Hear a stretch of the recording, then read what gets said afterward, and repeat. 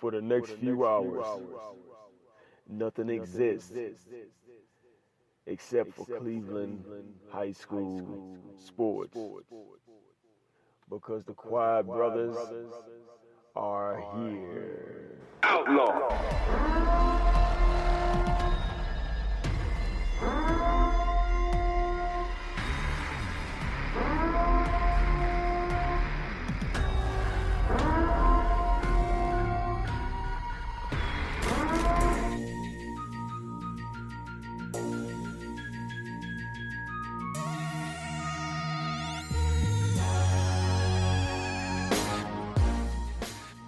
Yo, what's going on, y'all? Welcome to the Quiet Brothers Sports Show. My name is Kevin Hanley. Got my people in the building with me. Got the homie Eli Robinson. What up? Philly Phil is out tonight. So it'll be a two-man show this evening. Got some guests lined up for you guys tonight at 7:45. We'll be speaking to Casey Santoro. She plays for the Bellevue Redmen. So Casey will join us at 7:45. At 8:15. From the Fairview Park Warriors, Luke Howes will be joining us on the show as well. And at 8:45, from the Cleveland Heights Tigers, Hayley Sims will be joining us. So three great guests: Casey Santoro 7:45, Luke Howes at 8:15, and Hayley Sims at 8:45. I'm excited. Man, it's gonna be a good show. Good show. Eli. Yes, sir. Play the soundbite. What soundbite you talking No, about? you know what soundbite I'm talking about. Play the soundbite. You couldn't wait to play it last week. You played it about 6-7 times last week. You played the soundbite. I don't know what you're talking Yeah, about. yeah, you know what I'm talking about. Play it. Play the soundbite. You like that? Yeah, You I like do. that? I do like that. I do. Very much so. Had some great football over this weekend, and the NFL playoffs is going down. Yesterday, San Francisco took out that average quarterback, Kirk Cousins, and the Minnesota Vikings 27-10. Tennessee, one win away from the Super Bowl, beating Baltimore 28-12. That was a shocker for me. That was a shocker, but when you run the ball like that, though, you can beat anybody. You can beat anybody when you run the ball like they've been running the ball these past couple of weeks. Derrick Henry is a man among boys.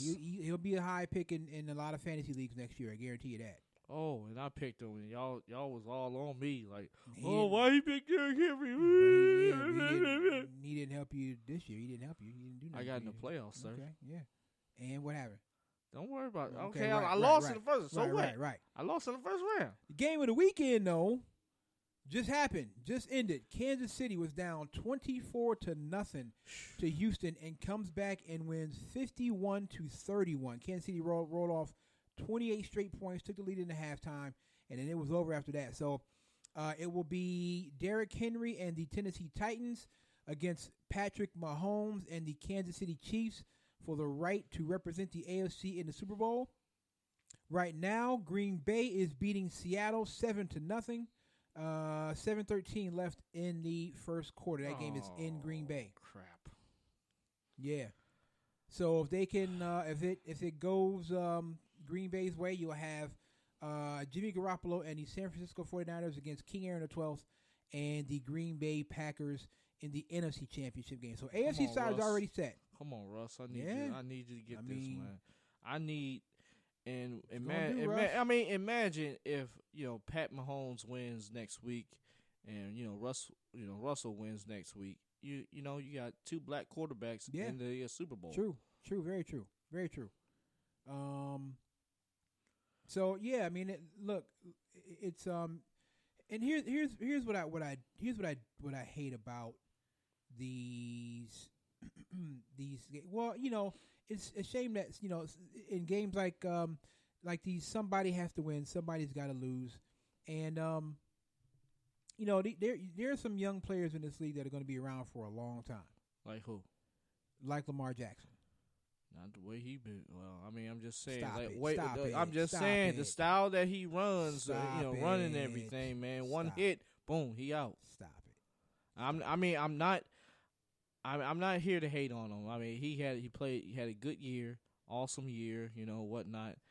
But he should have had. I don't know what happened last night.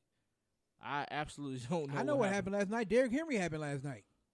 That ain't Lamar Jackson's fault. Now, And too many drops. Lamar, too. well, there was some drops. Did Lamar Jackson play perfect? Did he play superb? No, he didn't. Well, he almost had 400 yards altogether. So, I mean, that's, football is a team sport. It's a team sport. And so, you can't say, excuse me, you can't say that Lamar Jackson,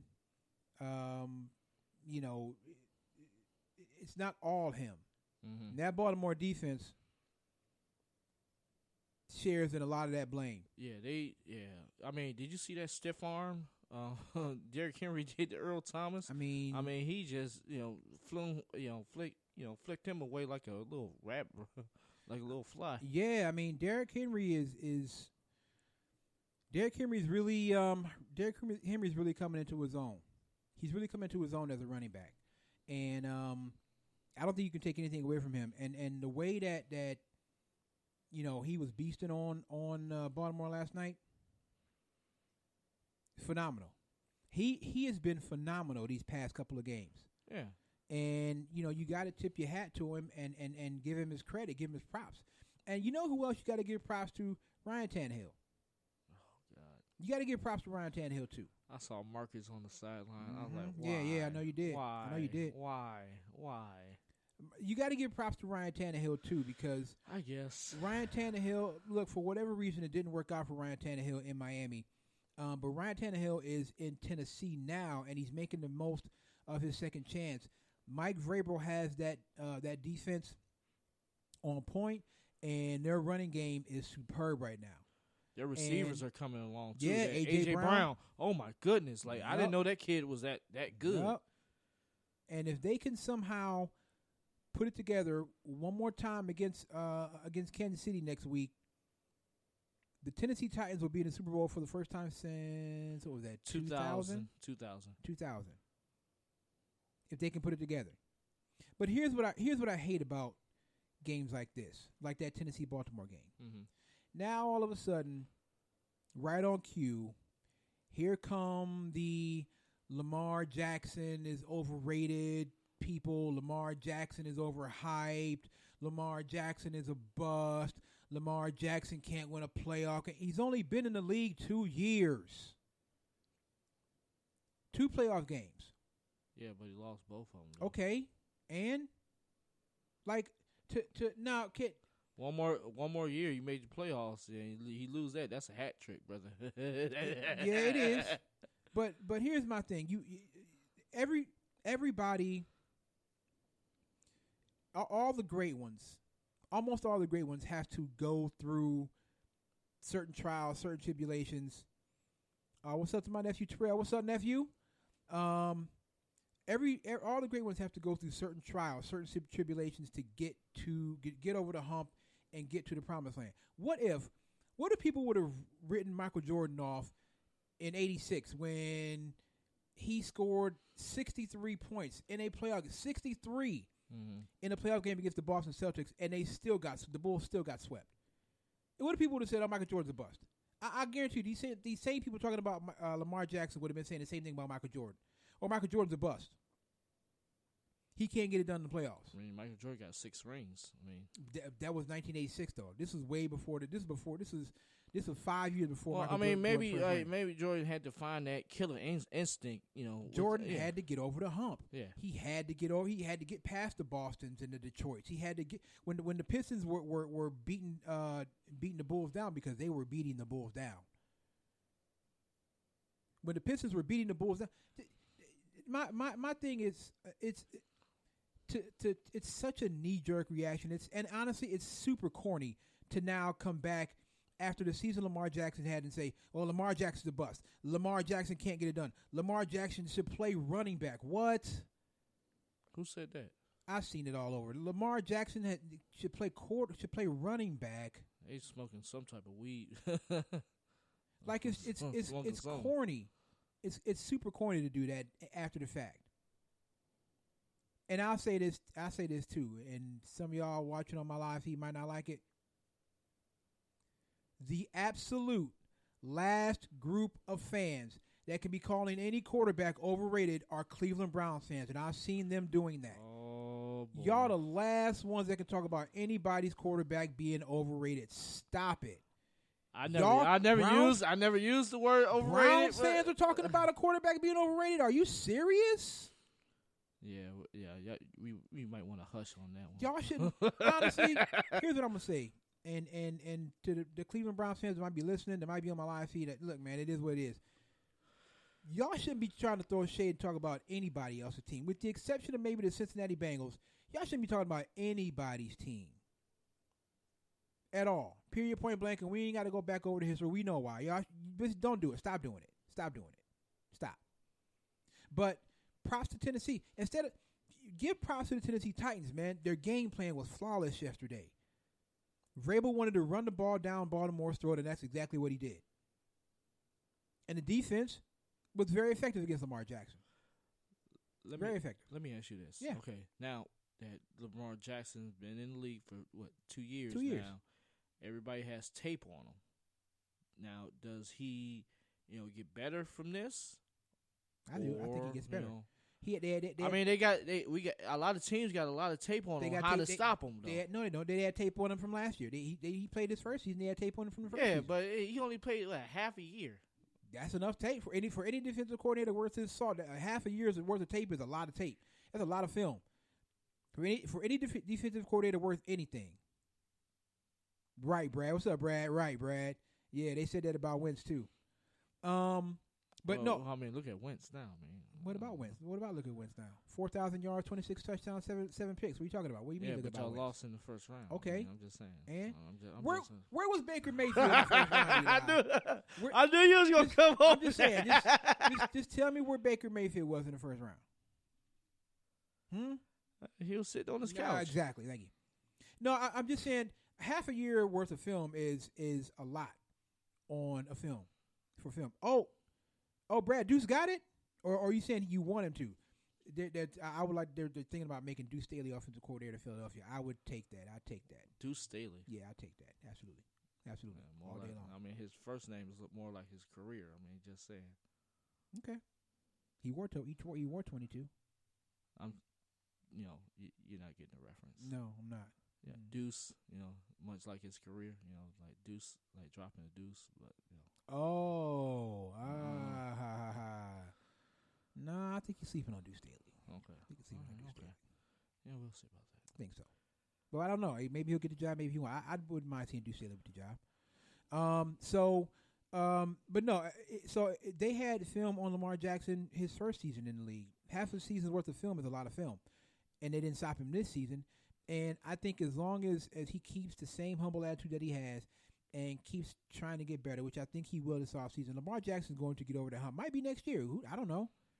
But Lamar Jackson's going to get over that hump. Yeah, I mean, I agree. I'm not disagreeing with you. I agree. But some things he has to work on as far as, when he was throwing the ball yesterday, a lot of those passes were kind of wobbly and whatnot. But I don't want to hear that Lamar Jackson can't throw either. He can throw. He just needs to work on it a little bit more. 3,000 yards. Well, yeah, he should definitely keep working on it. He should keep working on his craft because that's how you get better. You keep working on it. But he passed for 3,100 yards. He had 36 touchdowns, only 6 interceptions, and his completion percentage was 66.1, which was up from 58.2 last year. So he's gotten better as a passer. So we can put all this Lamar Jackson needs to be a running back stuff to bed. We can dead that. We can put that to bed. You know what I mean? We can end that. 66.1 for your completion percentage. That's not that bad. That's not too shabby. That's up 8 points from last year. So he is getting better and he is progressing. So we can end that, please. All right, update. First quarter still 2:06 left in the game. Green Bay 7, Seattle nothing.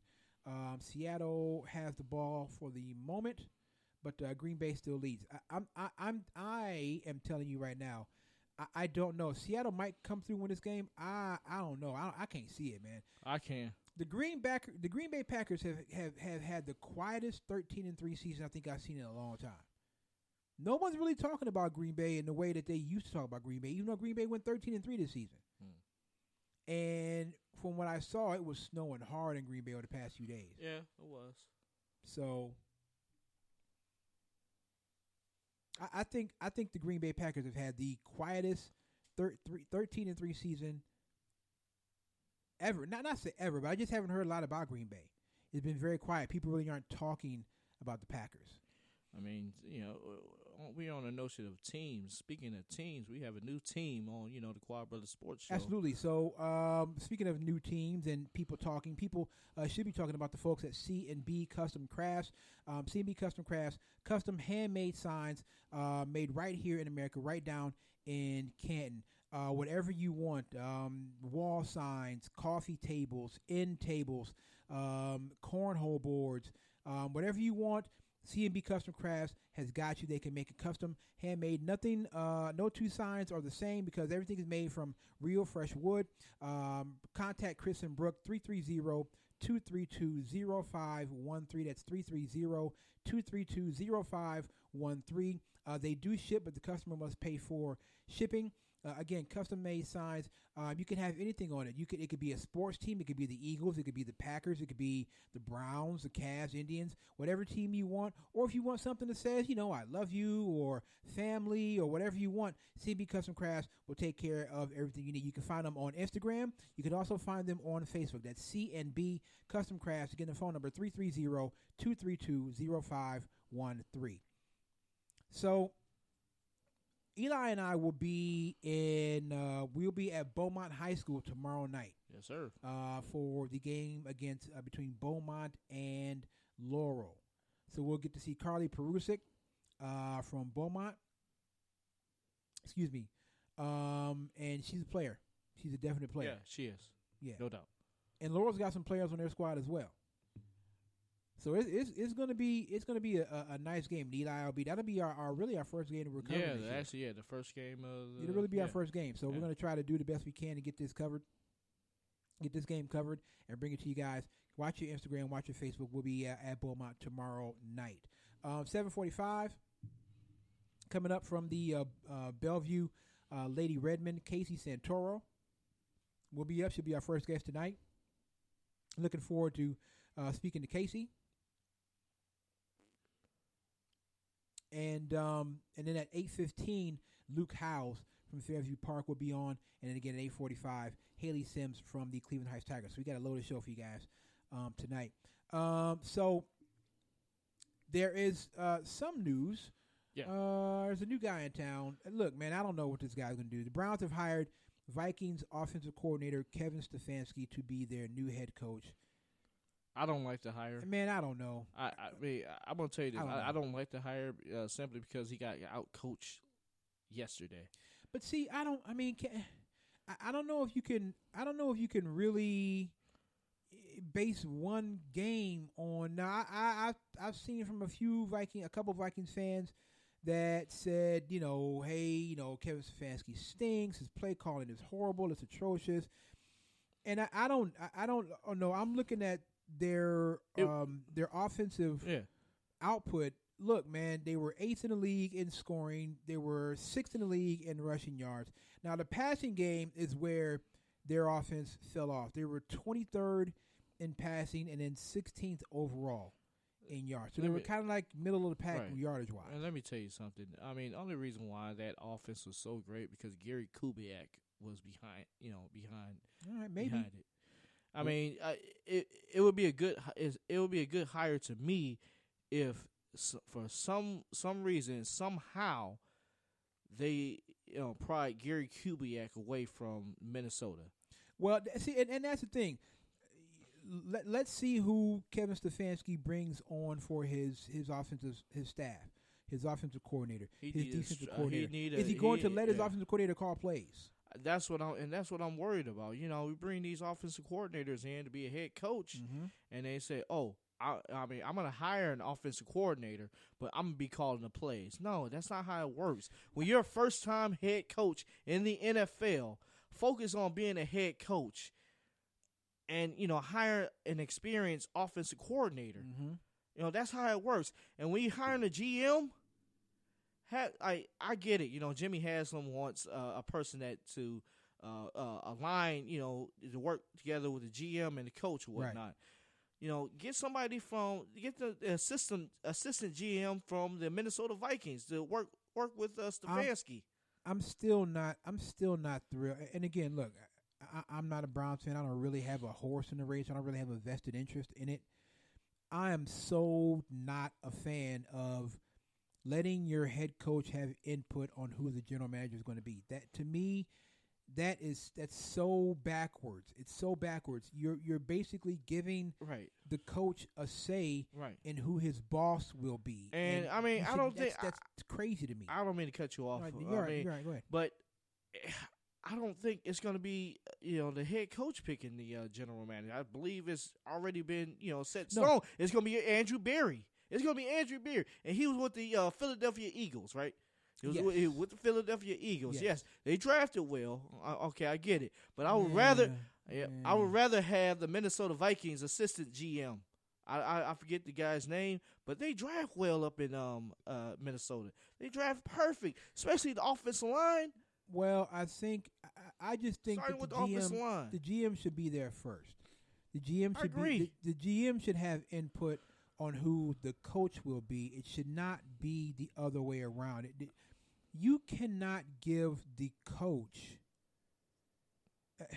that doesn't make sense because what's going to happen if it doesn't work, if Stefanski's got to be fired, well, the GM's going to be the one that has to fire him. Well, you know what? In this case, it wasn't even up to it was. Jimmy Haslam said that Paul DePodesta led the coaching search. So if Stefanski doesn't work out, DePodesta, he got to go, just like John Dorsey had to go because he hired Freddie Kitchens. I mean, can y'all at least give Stefanski 2 years, though? I mean, can you at least give him 2 years? Like, if they go 6-10 again next year, can you at least give him another season? Like, it would never be a structured, organization if you fire a coach after 1 year. Or GM after 1 year. You fired Freddie. I was telling you to keep Freddie. You fired Freddie. Dorsey didn't want to fire Freddie. You should have kept Freddie. And that's why Dorsey left, because Jimmy Haslam fired Freddie. You gotta look, man. You gotta give it time. Here's my thing. They fired Freddie Kitchens. You knew what Freddie Kitchens was when you hired him. You knew he didn't have head coaching experience. You knew he'd only been a quarterback's coach. You knew he had never been a head coach at any level ever before, and you hired him anyway. Right. And then when it didn't work the way you wanted to, you didn't win 11 games, you fired him. Wait, what? Well, get this, Kev. The reason why they fired, Freddie Kitchens was hired, I mean, Stefanski was the guy last year. They wanted to hire Stefanski because, DePodesta, recommended him. But, since it was Dorsey, leading the charge as far as coaching, head coaches, he wanted Dorsey. So it was a little bit of a power struggle. Okay, but they knew. But see, here's my thing. You knew what you were getting in Freddie Kitchens. You knew what you were getting in Freddie Kitchens, and I guess you know what you're getting in Stefanski. I don't know. He better make sure he hires an offensive coordinator and let the offensive coordinator coordinate the offense, and he focuses on being a head coach. Yeah, you'd think that'd be the way it would go, but the Browns have already shown that they're doing things totally backwards here. So, I mean, who knows? I don't know. He could be the next. He could be the next Kyle Shanahan. He could be. And he runs a offense sort of like Kyle Shanahan, which I like. Shanahan's offense is pretty good. Yeah, Shanahan's got a good offense. He does. So we'll see what happens. All right, we're going to do this. We're going to take a quick break. We'll come back at 7:45. We'll be speaking to Casey Santoro of the Bellevue Lady Redmen. She'll be joining us on the show. So we'll come back. We'll chop it up a little bit more, and then Casey Santoro at 7:45. So I'm going to do this right now. Now, I'll wait till we come back. All right. So we'll go out. We'll take a break. We'll come back. Eli, what's the name of the song? The name of the song is called Behind Bars by Luxury Beats. This is the Quad Brothers Sports Show on One Unit Media Network. Yep.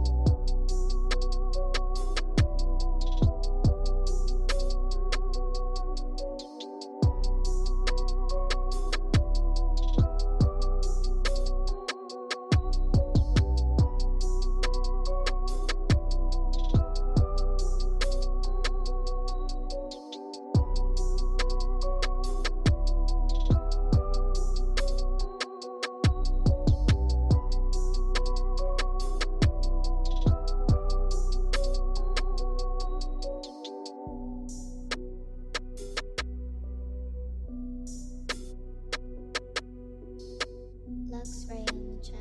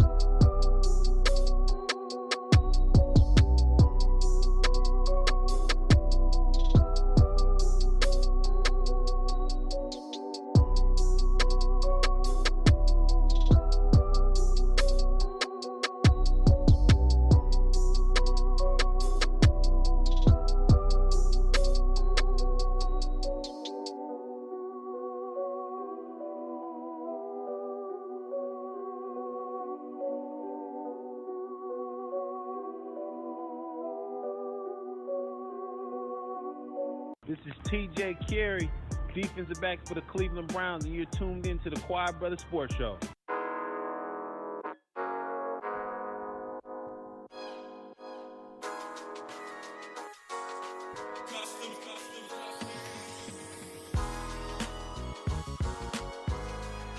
All right, welcome back to the show. Just to update, the Green Bay Packers and the Seattle Seahawks are in the second quarter. Right now it is 7-3. Green Bay leading Seattle in that game. Winner faces the San Francisco 49ers in the NFC Championship game. Yo, that San Francisco defense is insane. San Francisco's defense is real, and they were breaking down yesterday like how when the Seahawks and the 49ers played a couple of weeks ago, and Dre Greenwall, I think his last name is, when he stopped Hollister from Seattle on like the half-yard line, didn't get in, it like upset the whole playoff thing. I was looking at that too. Yeah, because Seattle, because then San Francisco would have had to go to Philadelphia, and Seattle, I can't remember where Seattle would have had to go on. Maybe Minnesota. I think Seattle would have had to go to Minnesota. It would have just upset the whole apple cart, if you will. But he made the tackle, and now San Francisco's in the NFC Championship game. Seattle's in Green Bay fighting for their lives. It's gonna be. Let's go, Russ. Yeah, look, Dan. These gonna be these two. The NFC and AFC Championship games are gonna be fantastic. I mean, fantastic.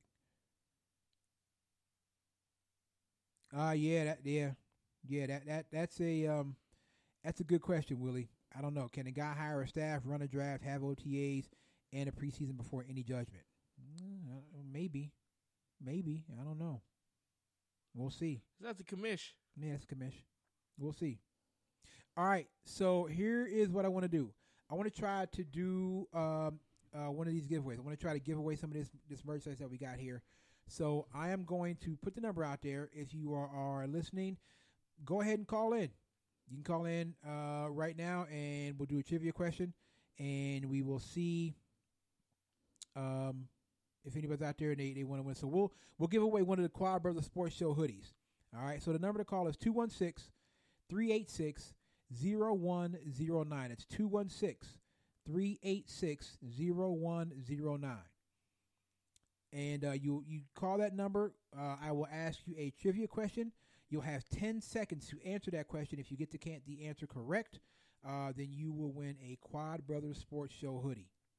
Got them right here. Got a couple of signs from C&B Custom Crafts to give away as well. We have a Quad Brothers Sports Show T-shirt for the ladies. It's got the V-neck cut. The logo and the words on there are kind of glittery, kind of shiny, so we made one for the ladies.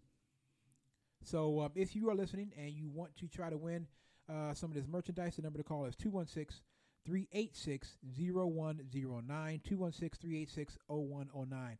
And I will ask you the trivia question, and then, again, you got 10 seconds to answer the question. If you get it correct, prize is yours. So we'll be giving away a Quad Brothers Sports Show hoodie. All right? So, Green Bay in the red zone right now. Let me see. Yeah, Green Bay's in the red zone right now, second quarter. 3rd and goal at the Seattle 1 for Green Bay. Green Bay trying to make it happen, man. I can't stand there. Green Bay trying to make it happen. King Aaron the 12th. Bow down. Trying to make it. Hey, man, just get a man his props, Eli. Just get a man his props. I know. He owe me money, all right? Get a man his props. He owe me money. No. I mean, he ain't paid yet. I don't think you're getting it back. You might as well let that go. So, looks like Green Bay's getting ready to punch it in again. And they'll be up 14-3 on the Seattle Seahawks unless something else happens here or Seattle gets a stop. Come Again, on, at 7. That ball. Fumble that ball. At 7:45, Casey Santoro of the Bellevue Lady Redmen will be joining us, and we'll talk to Casey. Oh, okay. I see you, Green Bay. I see you. They scored, didn't they? No, not yet. Still third and goal. There's no score yet, but they're close. They're right there on the 1. So fumble that ball. They might. I don't know. They might. You never know. Oh, nope, they didn't. Touchdown, Green Bay. So without the extra point, it's now 13-3. Yep. I'm telling you, man. Aaron Jones, 1-yard touchdown run. Man, bleep Aaron Jones. I'm telling you, man. Green Bay is. I'm not understanding why people are sleeping on Green Bay so hard. I'm not understanding that. Again, they've had the quietest 13-3 season I think I've seen in a long time. And there's something about going to Lambeau Field to play as an opponent. It's a tough place to play and win. That's why they don't lose there very often. It's a tough place to play and win. They got that crowd behind them, especially this time of year. It's freezing up there. And Seattle better get it together because Aaron Rodgers is doing them boys right now. Not him by himself, but he is. Okay, if they beat the Seahawks, they better win. They better go all the way to the Super Bowl and don't choke. I mean, okay, I guess. I mean, if you really want to call making the NFC Championship game a choke, then sure. Hey, man, if Aaron Rodgers chokes on the NFC Championship, man, I will be all on him. Does Aaron Rodgers have a Super Bowl ring? Back in 2010. And? That was 10 years ago, man. Eli, do you realize how hard it is to win a Super Bowl? Do you know how hard that is to Okay, do? Brady won, 5 of them. Okay, who else has 5? Besides, that's not named Joe Montana. And? Exactly. Okay, if Aaron Rodgers was so good, then, I mean, he would probably have 5. Stop it. Or 6. Stop it.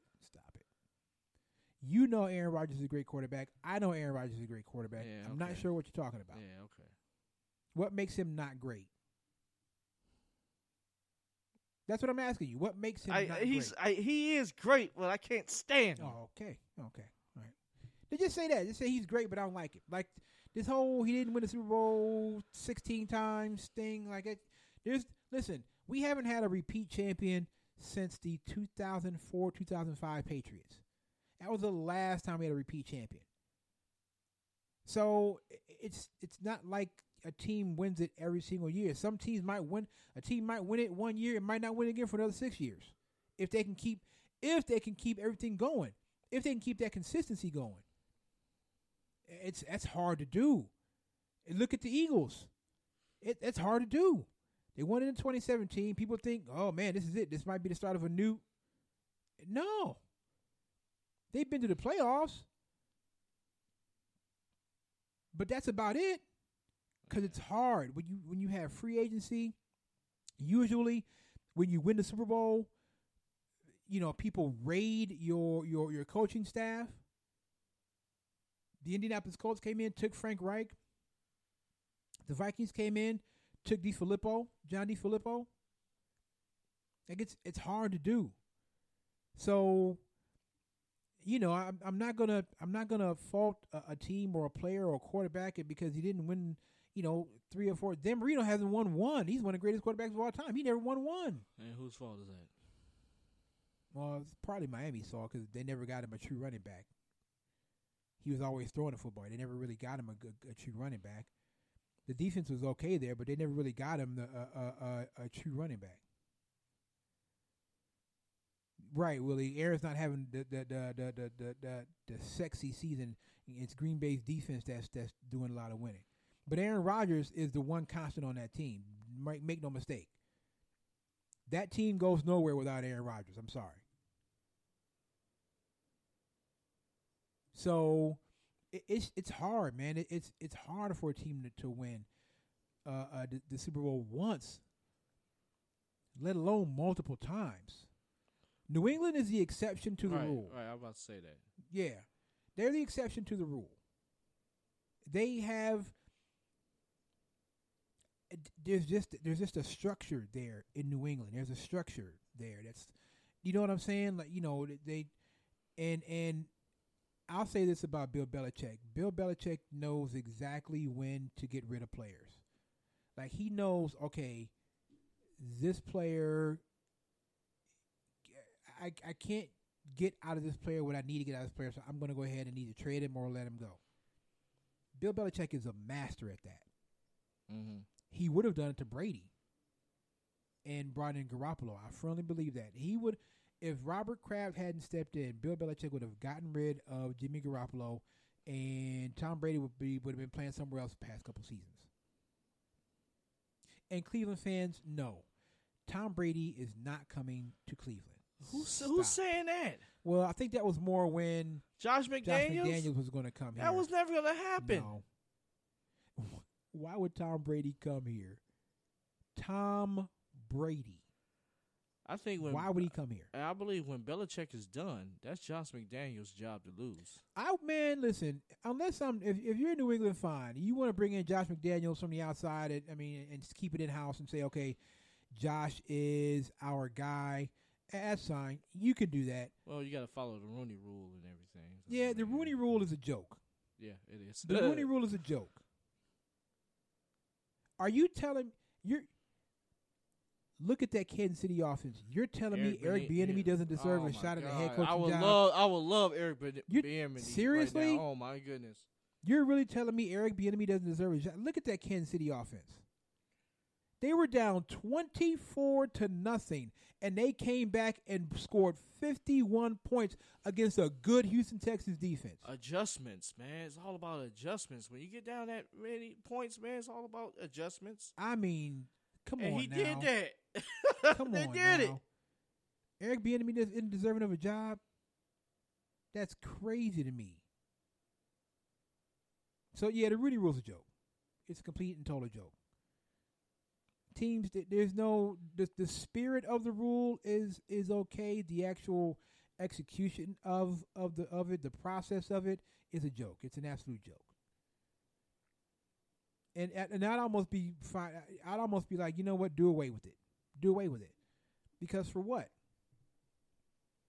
You're only bringing in these minority coaches because you have to, not because you want to. Right.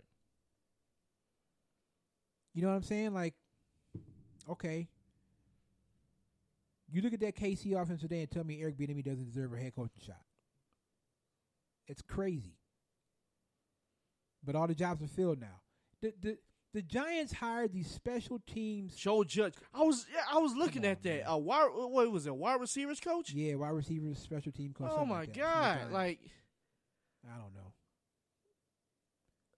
That whole rule. So I'm going to do this. Okay, for everybody watching on my live feed, I'm going to jump off because I got to get into my questions I have for our guests coming up. Casey Santoro from the Bellevue Redmond in about 3 minutes. So I'm going to jump off my live feed here. Casey is going to come on. If you want to hear the interview or anything else that's going on the show, download our free app in the App Store and Google Play, and you can still listen to the show live as we're talking to Casey and all of our other guests. So I'm going to jump off the live feed. Thanks for joining us. I'll be back on when the interview's over, but I appreciate you guys, and I'll be back. So, yeah, Casey Santoro here in just a couple of minutes. She just recently joined the 1,000 Point Club there at Bellevue. Yeah, she balling, man. When I saw her numbers, As I was doing researching the for the women's top 25, I scrolled down and I looked at like, whoa, Yeah. this girl is Yeah. balling out, man. Yeah, she is. Absolutely, she is. Her whole family, has balled out. What you mean? She's in the 1,000 point club, and so are her sister. We'll talk to her about it. Oh, Yeah, okay. yeah, All right, her okay, siblings. all Yeah, right, okay. yeah, yep, all of them. Yeah, I'm saying I'm looking at that Casey offense, and I'm like, wow, really, y'all didn't want to give Eric Bieniemy a shot? Y'all really didn't want to give Eric Bieniemy a shot after what he did with that offense? And to me, the Rooney Rule is an absolute joke. Just get rid of it. It don't even need it around anymore. Yeah. Because it's like a dog and pony show. That's not what it was intended to be. And again, the spirit of the rule is great. The spirit of the rule is fine. But they don't enforce the actual rule the way they want to. Or the way they should, I should say. They'll bring a guy in and say, okay, we talked to one. All right, we're going to come back to that. Joining us right now on the phone line, she plays for the Bellevue Lady Redmen. She recently hit a huge milestone in her career. Her name is Casey Santoro. She joins us right now on the line. Casey, how you doing tonight? Good. How are you? We're doing fine. Thanks for joining us. We really appreciate that. So let's get right into it. I was just saying you reached an important milestone, that milestone being the 1,000 point club. Congrats on that. And how does it feel to reach such a historic milestone? It feels good. Actually, my sister is the one who just got that this year. I got mine my sophomore year, but it feels good. I'm excited. I was excited. I wasn't expecting, I don't know. Feels good. So maybe I messed it up when I was reading. So it was your sister that got it, but you and your sister and I think your brother also, right? You've all hit that milestone. Is that correct? Yes, all of us have. Yes. So now now no one can brag to the other one about how I got 1,000. You guys all got 1,000. Everybody's got that. Yeah, we all can brag to each other, I guess. Now you guys are 13-0 on the season. You're off to a great start. What's been the key to your success, and how do you keep that going?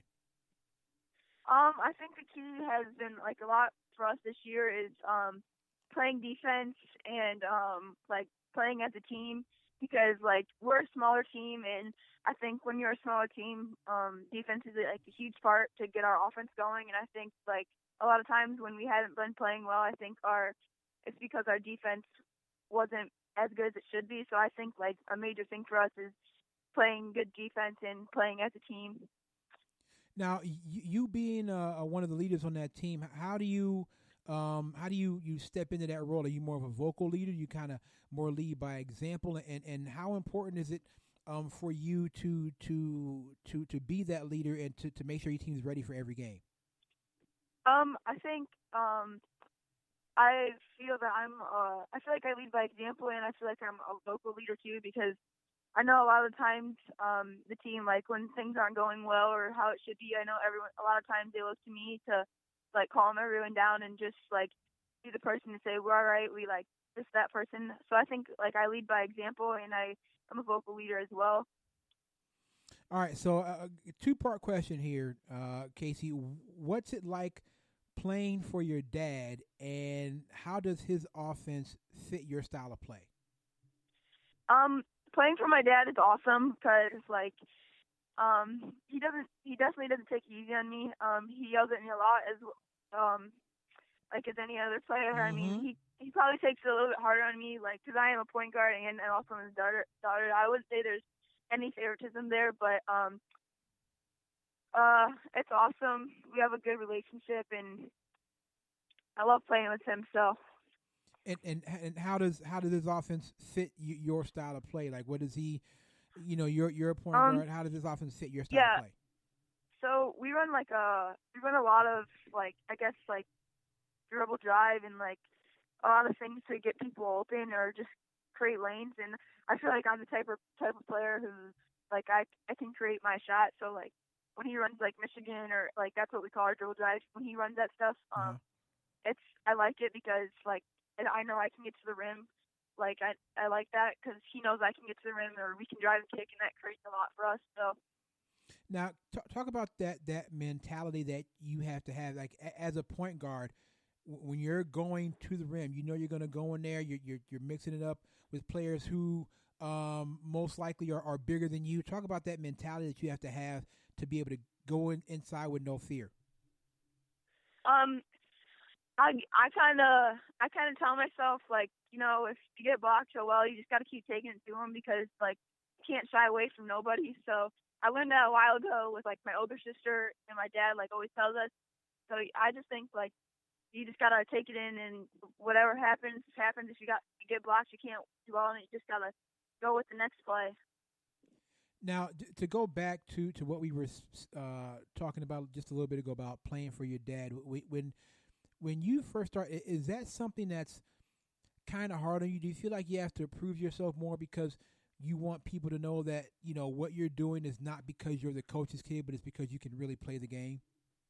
Yes, for sure. I felt like when I was when my dad got the job, I knew that I was gonna have to come in and prove myself. Like I couldn't just be like just okay or like just like another player. I knew I was gonna have to like do something like that nobody else could, or it was like better than what other people were doing, so people couldn't question like, oh, she's just a coach's kid, that's why she's playing. So it definitely has made me work harder. Casey Santoro of the Bellevue Lady Redmen is our guest. So you guys have all played for Bellevue, you and your siblings. What's that competition like between you guys? You guys still play each other every now and then, or is that not really something that you guys do? Yeah, we definitely my sister that played at Ohio State in Bowling Green. We never play each other a lot, and then my younger sister Corey. That gets a little bit too competitive sometimes. We get into like a little bit of fight. So sometimes like we'll play each other, but I'd say that one always ends up into a fight of some sort. and as it should.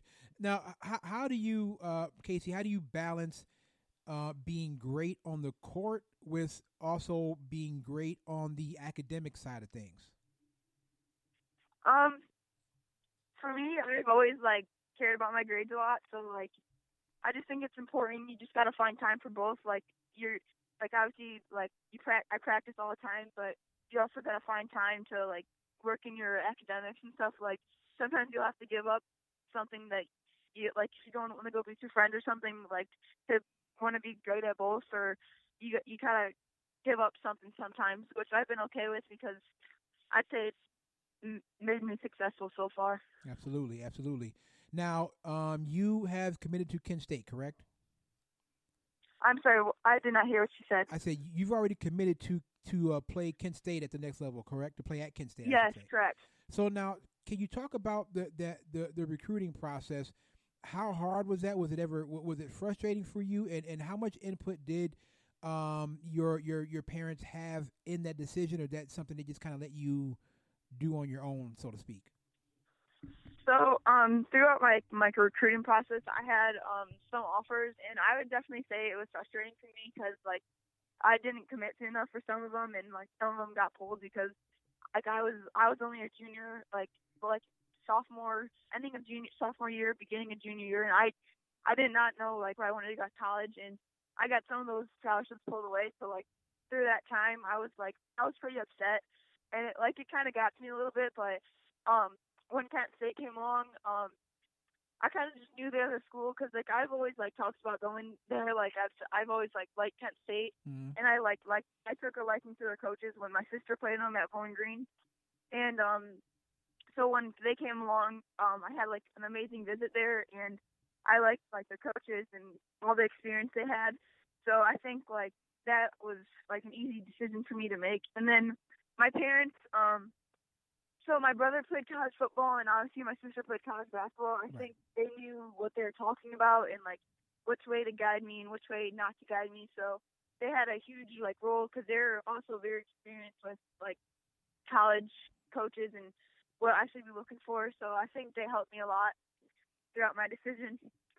Now, being that all of your siblings have had success in sports and in basketball, is there a little bit of an extra need to kind of, for lack of a better term, separate and kind of step out on your own and make your own name and not just be known as she's just one of the Santoro kids? Is there an extra need for you to kind of just step out on your own and make your own name?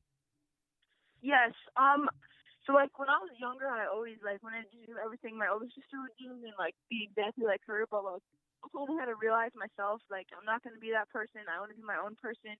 I want to be known for me, not for her. So I feel like I have started to create my. I mean, obviously everyone's going to know me as one of their brothers and sisters, but I also feel like I've started to create my own name and people know me for me and what type of player or person I am as well. Now, I know you said you had numerous offers. Can you speak on some of the schools that you were talking to that it didn't work out? I know you're at Kent State now, but what are some of the other schools that you had been in contact with? So I was in contact with Youngstown, but they're not the ones who pulled my scholarship. I was in contact with Youngstown, Tiffin, and then IPSW and Cleveland State. I was in contact with a couple other schools, but no offers yet.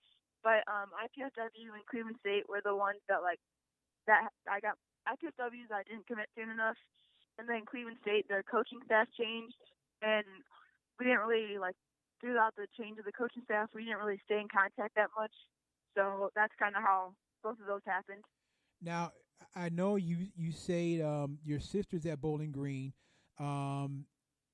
Did you have a lot of contact with them? And is that even really something that you wanted to do because your sister plays there? Is that something, did you kind of want Bowling Green more?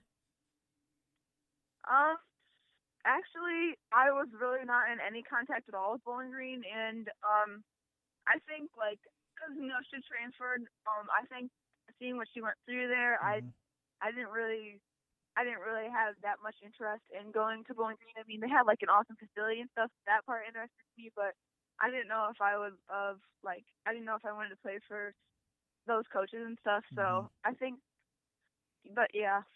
All right. Well, listen, Casey, thank you so much for taking time out to join us tonight. We really appreciate it, and we're so glad you made time for us. We're really proud of you guys this season, and we're going to do our best to get out to Bellevue. It's a little bit of a drive for us, but that's okay because we'd love to come and see you guys play. So we'll try to reach out, and if we can make it happen, we'll definitely be out there. Thank you so much for your time. We really appreciate it. Yep, thank you for having me. You're welcome, Casey. Have a great night. You too. Thank you. Casey Santoro of the Bellevue Lady Redmen. So she wasn't, something went down, but she wasn't really feeling Bowling Green. Oh, I gotta, give a call up to. Well, I mean, again, and I don't Green, listen. I don't want to speculate. I don't want to do anything like that. I'm not gonna sit here and. You better not. Yeah, no, I'm not gonna speculate it because look, we try to do. We try to be as unbiased as possible around here. So I don't want to be on here talking about, hey, Green Bay, yada yada. I mean, not Green Bay. I'm looking at the score. Bowling Green is yada yada yada, and this, that, and the third. I don't want to do that because we don't know what happened behind the scenes. So she's just said it wasn't something she was feeling. For something, whatever happened down there, and that is what it is. So she's at Kent State. I'm sure the Flashes are thrilled to have her there. But she said Cleveland State. Imagine if she went to Cleveland State. I thought about that when she said it. When she said it, I thought about it. All right, so right now in the game, it ain't looking good for us. It is 2 minutes left in the first half. 3rd and 1 at the Seattle 4 for Green Bay. So it looks like they're trying to punch it in once more. So yeah, no, I don't want to speculate or do anything like that. I don't want to do that, and I'm not going to do that.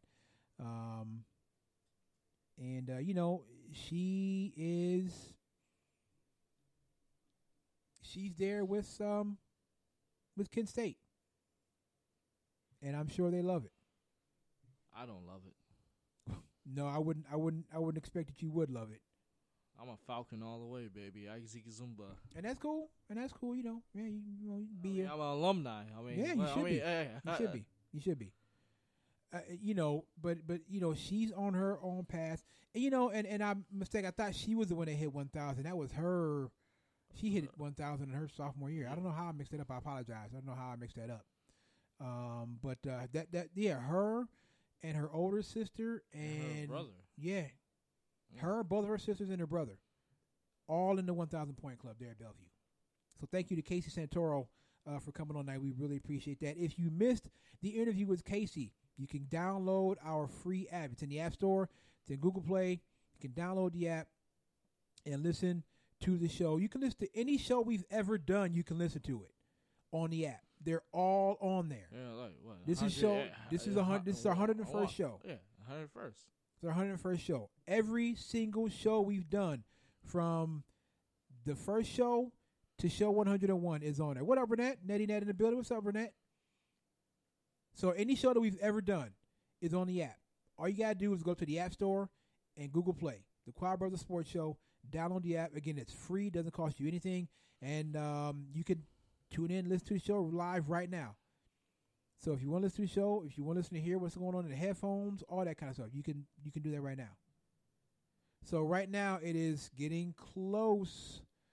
Green Bay got a 1st and goal at the Seattle 2. Aaron Rodgers up the middle for 2 yards.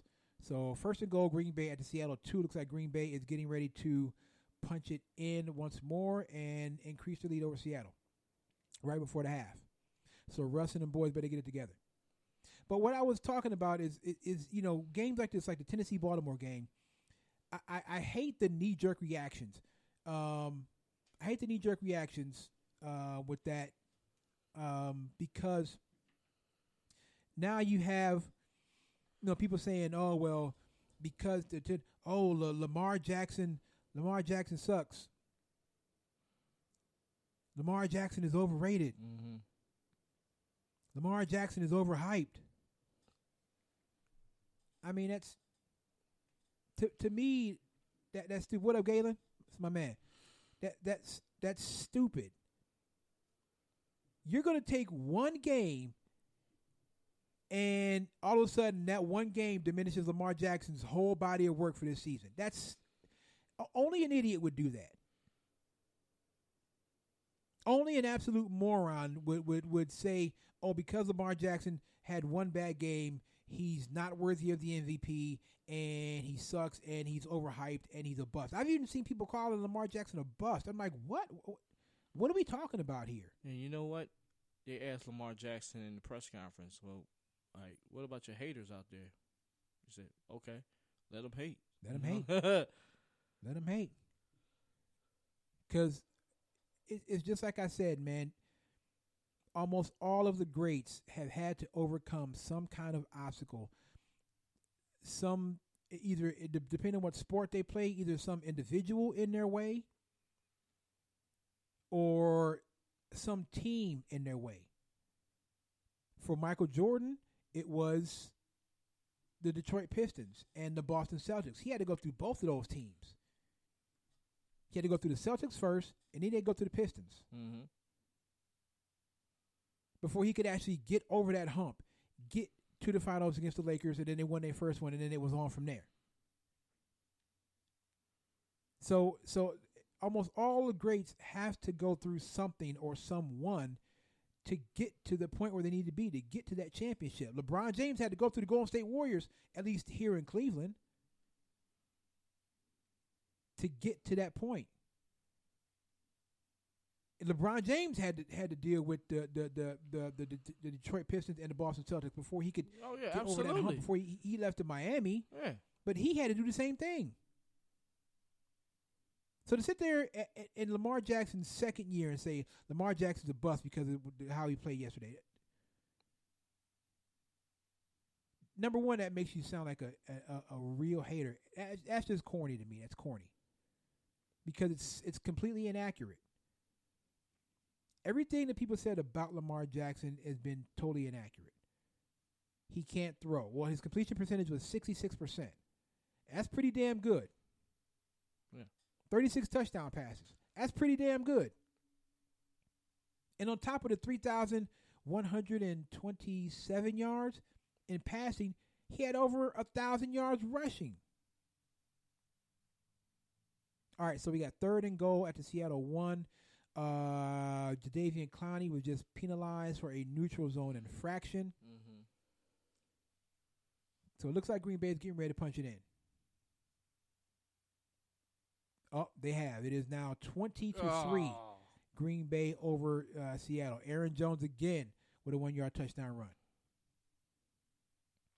So Green Bay is, at least for the moment, Green Bay is making quick work of the Seattle Seahawks. With the extra point, it will be 21-3. And Russell Wilson and the Seahawks are going to be in real trouble if they don't get this together in the second half. Or do something and get some kind of score before halftime.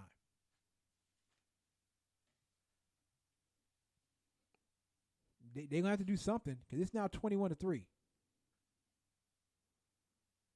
Oh, yeah, I'm sure you like that, Renette. I'm sure you like that. Do I have to hit the button? Nah, because he already gone, so you can just you can actually retire that soundbite. No. It ain't going away, son. Again. It ain't going away, son. Because he's average at best. It ain't going away. It's not going away. Kirk Cousins did what Kirk Cousins always does. And let his team down in big moments. And all the people on your live feed, if y'all don't know what button I'm referring to, go download the app. Yeah. Because Kirk Cousins does what Kirk Cousins always does. Wait till the biggest moment of the season, and you want to talk about somebody choking. Yeah, Kirk Cousins waits till the biggest moment of the season and chokes all the time. I'm going to admit, I got another soundbite for Kirk Cousins. Mm-hmm. He's my man, but that was... Yeah, exactly. So coming up at 8:15, we will have Luke Howes from the Fairview Park Warriors. Coming up to the show, we'll talk to Luke, chop it up with him. Green Bay Packers are doing their thing. You know who else is doing their thing? The good folks at C&B Custom Crafts. Customs handmade signs made here in America, right down in the great city of Canton, my hometown. Everything is custom made down there. You can get whatever you want. It could be a team sign, Ohio State. You get the Packers. You can get the Browns. You get the Eagles if you want. Whatever team you want, C&B Custom Crafts can make it happen for you. I know two signs look the same because everything is made out of real wood. None of that fake plastic stuff. It's all real wood, handcrafted in Canton. They can ship the signs to you. Customer is responsible to pay for the shipping costs, but they can make that happen for you. Call 330-232-0513. That's 330-232-0513. Again, custom-made signs, coffee tables, end tables, cornhole boards, whatever you want, C&B Custom Crafts can make it happen for you. You can find them on Instagram. You can also find them on Facebook. Again, give them a shout, see what they can do for you, whatever kind of sign you want. Fellas, Valentine's Day is coming up. You want to get your ladies some custom home decor, C&B Custom Crafts can make sure you are taken care of. Again, contact Chris and Brooke, 330-232-0513, 330-232-0513, C&B Custom Crafts. All right, so Seattle's moving the ball. 1st and 10 after Seattle 38. Right now, with about a minute left in the first half. So I don't know, man. I don't know. All I know is that these two NFC Championship games, whoever wins this Green Bay Seattle game, and then the AFC's already set. It's Kansas City and Tennessee. It's going to be lit. And Russell Wilson passes to DK Metcalf for 16 yards. It is now 1st and 10 at the Green Bay 46. Let's go, baby. So they're trying to make a comeback. Comeback, baby. Well, you know what? It's important. They need to get something before the half is over. They you know, you'd rather not go back 21 go into the half down 21-3. So a false start on the Seahawks. It is now 2nd and 7 at the Seattle 41. So they're moving backwards, which is not what you want to be doing. I'm just saying. So I don't know, and honestly, I didn't really I didn't really pay too much attention to the story, but I wanted to kind of touch on it. So there was this instance going on with the Cavaliers where John Byland called the team thugs, I believe was the term he used. Slugs. I don't know. I don't know what he meant to say, but this season, this is going to be a long season. Very long. I think we kind of already knew that, but it's going to feel even longer. Because not only can this team not get out of its own way, there's internal strife going on here. It almost seems like the players don't respect Byland or Beeline or however you say his name. They don't. The players don't respect him. Kevin Love obviously wants out. And you know what? I would be totally fine with Kevin Love leaving. I'd be absolutely fine with that. He got $90 million. He got $90 million. He can be gone. All right, so let's do this. Let's take a quick break. We'll come back in about 5 minutes to talk to Luke Howes of the Fairview Park Warriors. So we'll get out. We'll come back. We'll talk to Luke. I'm going to jump off my live feed here so we can do that. And we'll come back in a bit. Eli, what's the name of the song? The name of the song is called Next Level by Serious Beats. This is the Quad Brothers Sports Show on One Unit Media Network. Yep.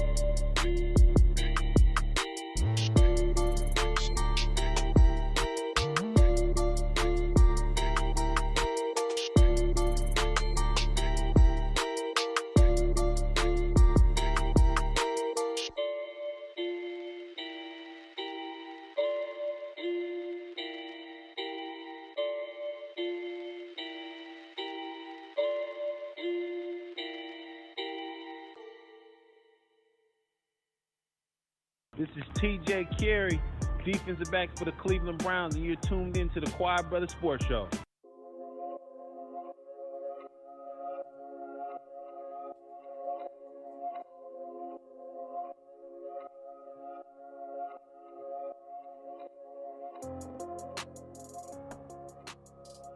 All right, welcome back to the show. Luke Howes of the Fairview Park Warriors coming up here in just a couple of minutes, so we'll chop it up, talk to Luke. Yeah, man, a great way to hear what's going on, and get the app. Get the app. All right, so halftime right now in Green Bay. It is 21-3 Green Bay. The last play was Russell Wilson being sacked. Oh. So it is 21-3 Green Bay at the half. And so we will see what happens. Oh, no. That wasn't the last play, but he was sacked during that drive. Oh, crap. But as it stands anyway, 21-3 Green Bay at the half. Again, the quietest 13-3 I think I've ever seen in a long time. Let me just say this. Matt LaFleur has done an outstanding job with the Green Bay Packers. I kid you not. He's a lot better from Mike McCarthy. Outstanding. And well, I don't know about a lot better, but because he hasn't won a Super Bowl yet. Well, I mean, Mike McCarthy, the notion on Mike McCarthy is in Green Bay is he got a little dull. Probably. And I don't really, man, the coaching is really up a level in the NFC East now. Yeah. You got Doug Peterson in Philly. You got Ron Rivera in Washington. Mm-hmm. You got Mike McCarthy in Dallas.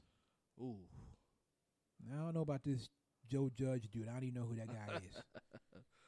But what if he comes out and had the Giants playing at clicking on all cylinders? I mean, he could.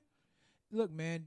Then that's up to Doug. Look, it's up to Doug Peterson and his staff to make sure that the Eagles are right and the Eagles can handle that. Because the coaching just got a lot tougher. And from what I heard that Rivera, the first thing he got to Washington was when he took out all the Xboxes and all the other kind of stuff from the locker room, just took all that out of there and said, you guys got to earn it. Really? That's what I heard. I don't know to be sure. All right, so we are going to go back to that conversation. Join us right now on the phone line. He plays for the Fairview Park Warriors. His name is Luke Howes, and he joins us right now on the line. Luke, how you doing, man? Good. How are you? Good. Thanks for taking time out to join us tonight. We really appreciate it. For sure. Thank you for having me on. Yeah, no problem, man. Now, you guys have gotten off to a great start this season. How do you sustain that and keep your momentum going? We just got to keep working hard in practice every day, doing the work that we got to do so that we can keep focused for each and every game, take each game by game, and just see where that takes us. Now, talk about, to sustain that intensity. Talk about the intensity. Are your practices like really intense? You guys are really trying to outdo one another to get each other better? Yeah, I mean, we're all competitive. Each and every day we try and get after it in the amount of time that we have and amount of preparation that we can that we have for each game. So we just try and go out there every practice, compete against each other, and try and get ready for the next game so we carry that over. Luke, do you sometimes feel like you get overlooked when it comes to talent that's being recognized coming out of the state of Ohio? Do you sometimes feel like people forget about you even as well as you play? Yeah, I mean, I feel like I definitely do. I feel like I can compete with mostly anybody in the state. And really up until this year, I've been overlooked a lot, and even probably now I'm still overlooked. So every game I have to go out there and show everybody what I got because, there's always going to be people that are saying, oh, well, he can't play at the next level or he can't play against this kid, and that. And so I just always have something to prove, always have a chip on my shoulder. So to piggyback off of that, how do you balance it where you want to play with a chip on your shoulder, but you want to maintain some level of humility and not get, I guess, too big of a head when you read good things about yourself? Yeah, I mean, you always have to find that balance. Otherwise, you'll be out of control, or otherwise, like you said, you'll have too big of a head. And I mean, you just have to find that balance. For me, it's just keeping that to myself and have it and not expressing it, but at the same time, competing as hard as I can, and having that mentality that I think that I can play with anybody. Now, how do you, Luke, how do you balance maintaining your excellence on the court with maintaining your excellence in the classroom as well? I have a 3.5 GPA, I believe, and nice. I mean, you just always got school comes first. So if you got homework, if you got projects due, you gotta get that done before you can go out and get in the gym or anything like that. Because if you don't have the grades, you're not going to be able to play. Can you talk about that? Just expand on that a little bit more, because I know a lot of people probably think, you guys just play basketball and that's it. But it's hard, right? It's hard to balance all your classes and your responsibilities on the basketball team, is it not?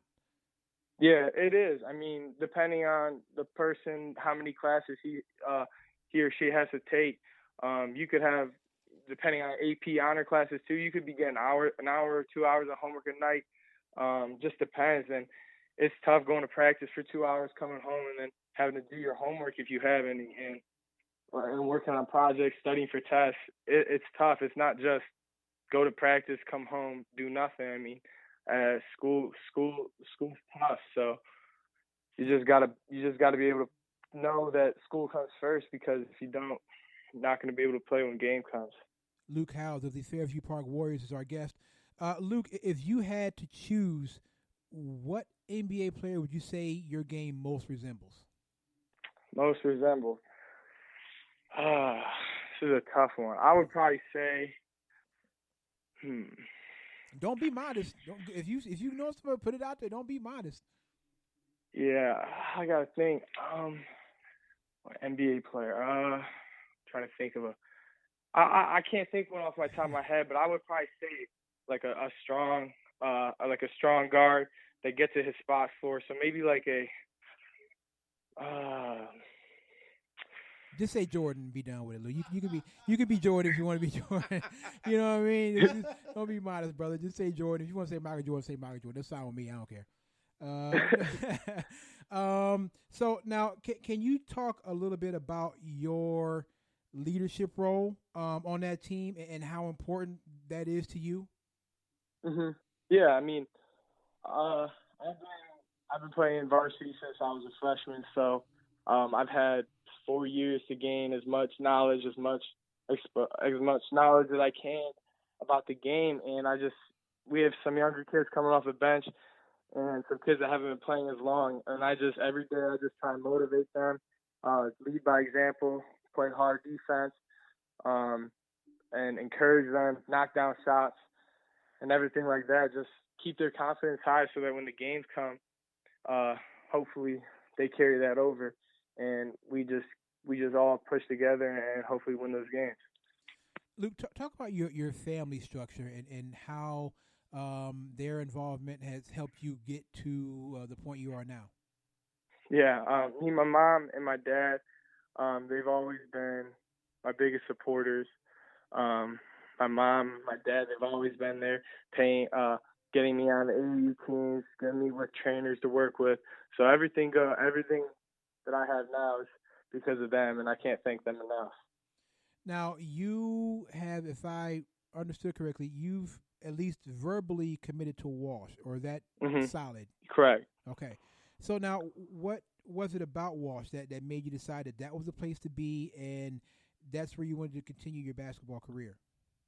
It was the coaches, Coach Young, Coach Hackey, Coach Shardo. I love them. They just made it feel like the greatest choice for me. I mean, I love the campus. I love that where it was located, North Canton. It was just a perfect spot for me.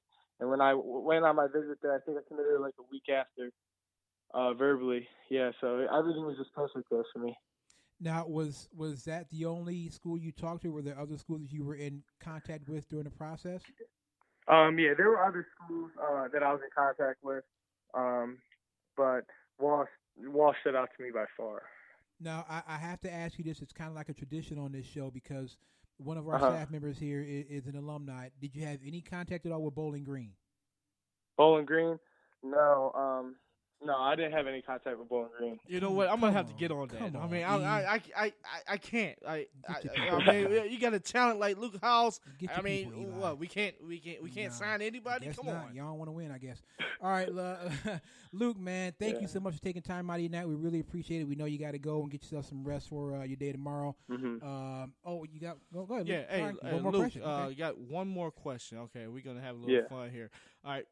You played the NBA, 2K, and the 2K. Yeah, I was just getting done playing now. Okay, all right. So, if you were a player in NBA 2K, what would your rating be?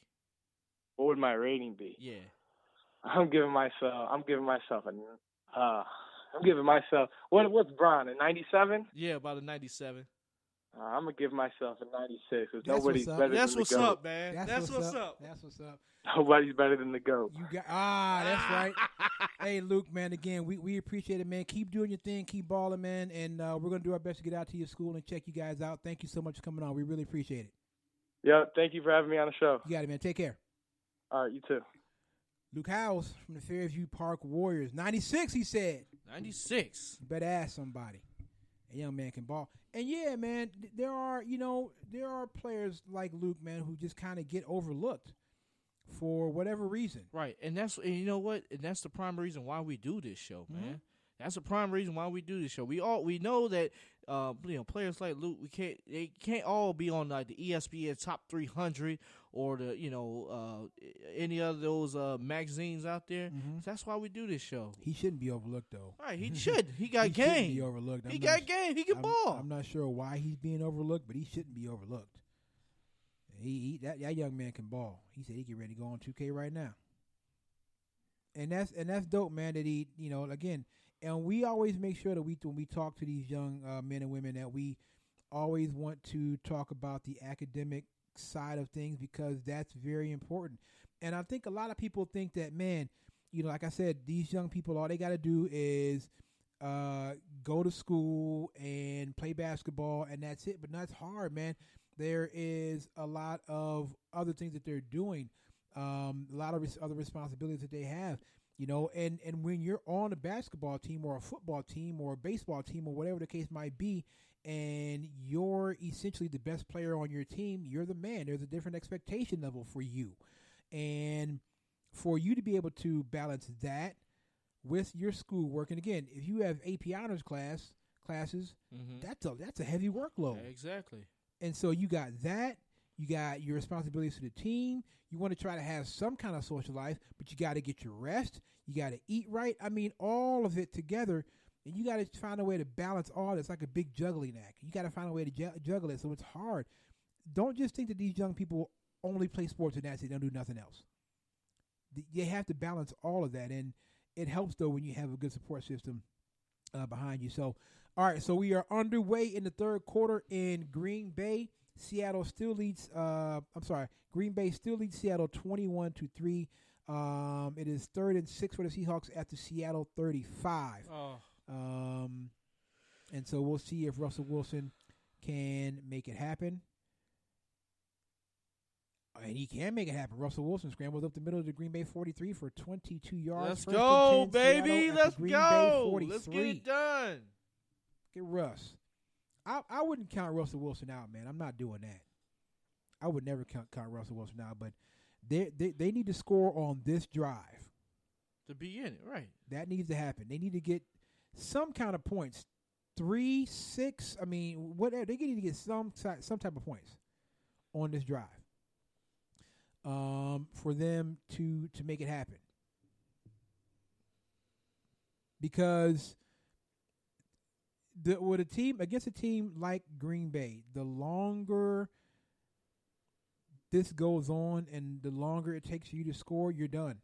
I mean, you know what I mean? They're at home. It's probably freezing up there. They're already out of their element.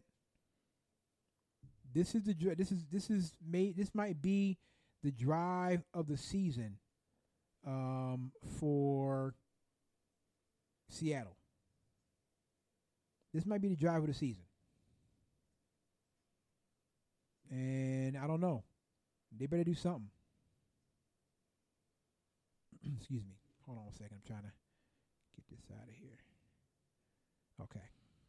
So, You good over there? yeah, good. I was looking at my phone and something popped up on my phone. I'm looking at this video. Wow. Jimmy Johnson is going to the Hall of Fame. So is Bill. So is Bill Cowher. And I don't know if they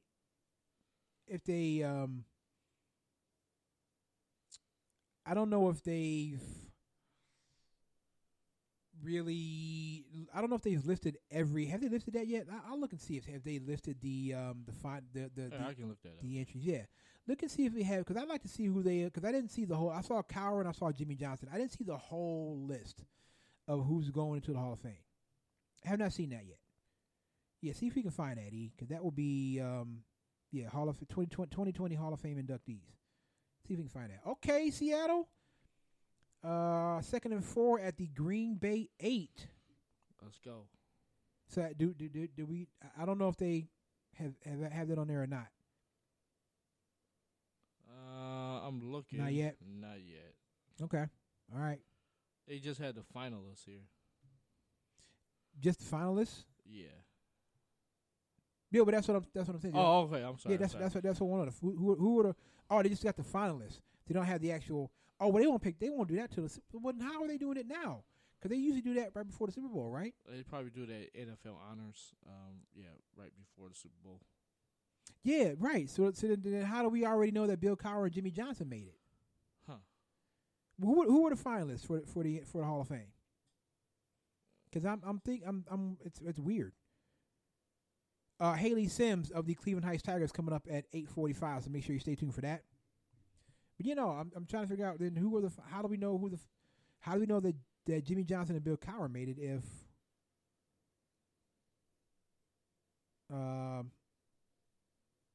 they don't. See, that's weird. Yeah. Yeah, that is weird. So we know that now I don't believe was Art Modell a finalist this year for the Hall of Fame? I don't think so. He was not. Okay. And I know this is not a popular opinion, but Art Modell should be in the Hall of Fame. You know what? I'm not going to disagree with you. He should be. Because, if you look at what Art Modell has done for NFL football, he brought in, the Monday Night Football and, amongst other things. Those games that you watch on Monday night, Art Modell was huge in bringing those out. Instrumental. That's why it was the Jets and the Browns, because Art Modell was one of the first owners to say, okay, I'll agree to play on Monday night. So the first Monday night game was the Jets at Cleveland, because Art Modell said, yeah, I'll do it. Art Modell was very instrumental in bringing the National Football League to Monday night. And not just that, Art Modell was instrumental in a lot of things. And I think if the people in Cleveland could look at it objectively, they would see that Art Modell is deserving of a Hall of Fame nomination. Okay, so we got 4th and 1 at the Green Bay 5 for Seattle. Oh, God. So now, does Seattle take the points, or do they go for the touchdown? Go for the touchdown. I might have to take the 3. Okay. I know you got Marshawn Lynch. I'm just saying, if you don't get it, you're already down 21-3. So, go ahead. Okay, so you got the finalists. Go ahead. Well, it says potential modern era nominees. You got Tony Boselli. Yep. Isaac Bruce. Okay. Edgerrin James. All right. John Lynch. Yeah. Troy Polamalu. Okay. And potential coaching nominees: Tom Flores and Jimmy Johnson. And we already know. So we know that Bill Cowher and Jimmy Johnson are in. So they're already in. I'm guessing we'll find out more as it goes along. Tom Flores is interesting as far as whether or not he should be in the Hall of Fame.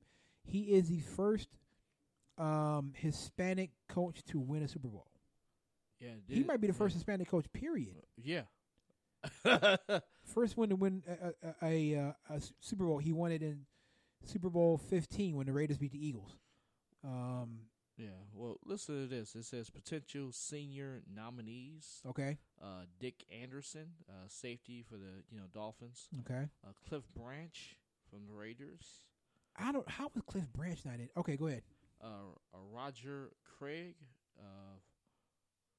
Those guys are senior nominees? Yeah. Man. L.C. Greenwood. L.C. Greenwood's not in the Hall of Fame? Uh-uh. Whoa, okay. All right, go ahead. Chuck Howley. Okay. Jim Marshall. Drew Pearson, from the receiver Cowboys. from the Cowboys. Okay. Jim Plunkett is not in. Wow. Otis Taylor. Okay. Donnie Shell. Yeah, Steelers. Donnie Shell. And it says here potential contributor nominees. George Young was the, I guess Young was named the NFL's Executive of the Year 5 times during his 18-year run as the Giants general manager from 1979 to 1997. Okay. Steve Sable. Yeah, NFL Films, yeah. Paul Tagliabue. Oh, Tagliabue got to get in. Tagliabue got to get in. I know it'll be posthumously, but Tagliabue got to get in. I mean, it says here others with a great case. Steve Atwater, Don Coryell, Alan Faneca. Yeah, Faneca. Cliff Atwater. Harris. Mm-hmm. Steve Hutchinson. Okay, I'd put Hutchinson in. Andy Russell. I don't know who that is. Richard Seymour. Yeah, Richard Seymour. Yep, absolutely. Zach Thomas. Yeah, Zach Thomas too. Reggie Wayne. That's close. Okay. And that's about it. All right. So yeah, touchdown Seattle, 21-9 Seahawks. Touchdown Seattle. Let's Marshawn go. Lynch, 1 yard run. 21-10. Let's go, baby. Extra points good. Let's so go. 9:44 left in the third quarter. Green Bay leading Seattle 21-10. So still a 2-score game for the Seahawks. But baby steps. Got to crawl before you can walk. So now they are, that was a 10-play, 69-yard drive. Not bad, Seattle. But not it bad. probably ate up a lot of the clock. 5:16, yeah. God. 9:44 left in the third quarter. That's still a lot of time left, though, E. I need this, okay? I need it. My Browns are out. I need this. A lot of time left. So, Green Bay over Seattle, 21-10, 9:44 left in the third quarter. Man, some of those names that you remember, I can't. L.C. Greenwood, I have to go back and look at his numbers because he was part of that steel curtain defense. Mm-hmm. So I'm surprised that L.C. Greenwood's not in. I'm kind of surprised that Cliff Branch isn't in the Hall of Fame too. That kind of surprises me too. I'm surprised Steve Atwater's. Steve Atwater was a very good safety. Steve Atwater used to lay the wood, man. He used to bring that. Steve Atwater brought it. Faneca. Wait a minute, Randy Moss in? Oh yeah, Randy Moss definitely in. Yeah, Randy Moss got in last year. Oh yeah, that's right. Faneca.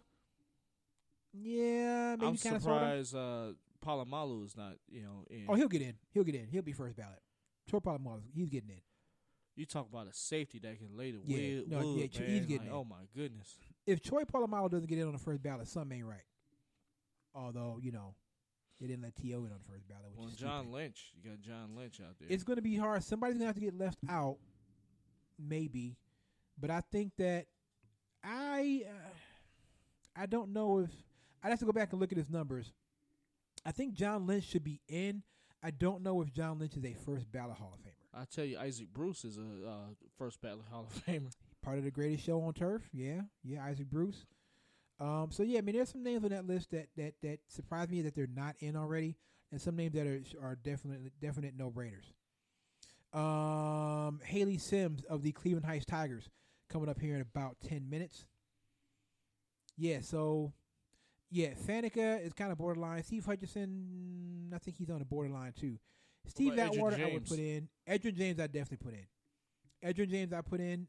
Maybe not first ballot. I have to see. I think he's like top 10 in rushing yards all time. So Edgerrin James, I would put in. Troy Polamalu, definitely. John Lynch, I would put in as well. Jimmy Johnson is deserving. Bill Cowher is deserving. So I'd put those guys in the Hall of Fame. Again, there are some guys who I'm not sure why they're not in already. I have to go back and look at the stats, like L.C. Greenwood, like Cliff Branch, like Jim Plunkett. I would have to go back and look and see their total body of work to see if they were Hall of Fame worthy. But props to Jimmy Johnson and Bill Cowher, man. Both of them getting to the Hall of Fame. Absolutely. I like Jimmy Johnson and I like Bill Cowher. Yeah. Even though Bill Cowher was coach of Steelers, but I still like his coaching style. Yeah.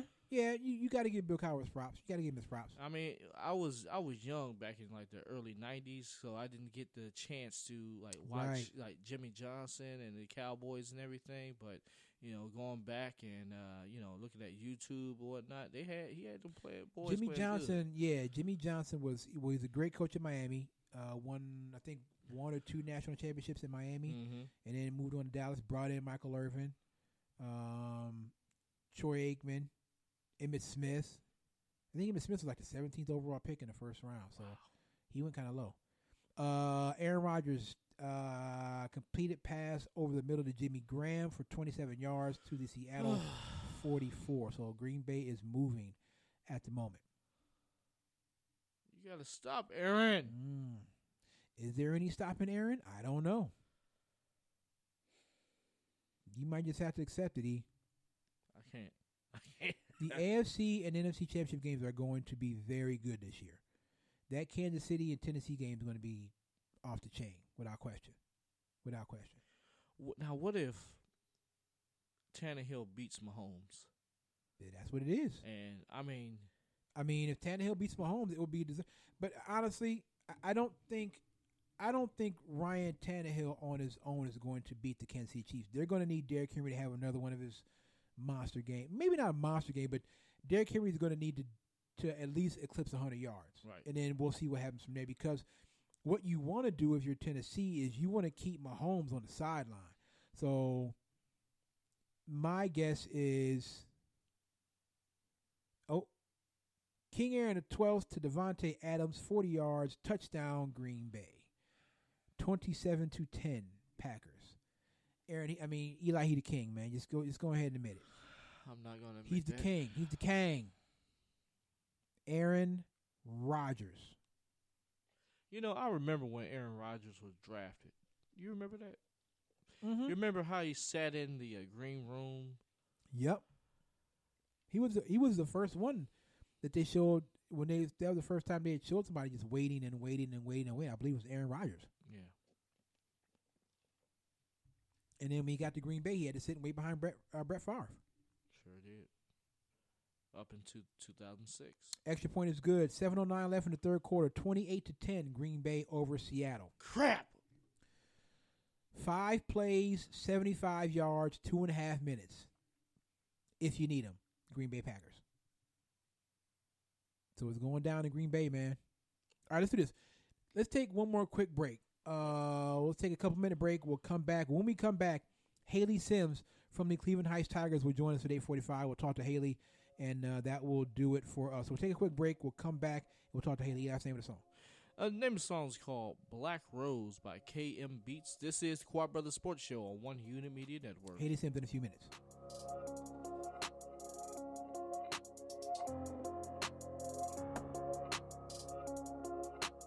Purchase your tracks today.